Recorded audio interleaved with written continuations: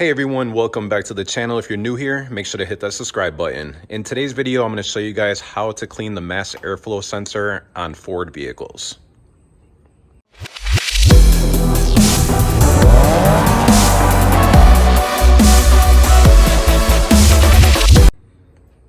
All you're going to need for this procedure is a few minutes of your time and a can of this mass airflow sensor cleaner.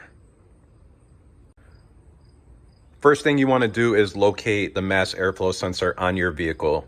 Today we're working on a Ford Econoline E350. This one is pretty simple. You just unclip this right here and you can see right in there is the mass airflow sensor. They're usually on the intake tube, so if you have to locate the air filter, find the little tube, take it off. Sometimes it's just held down with one screw.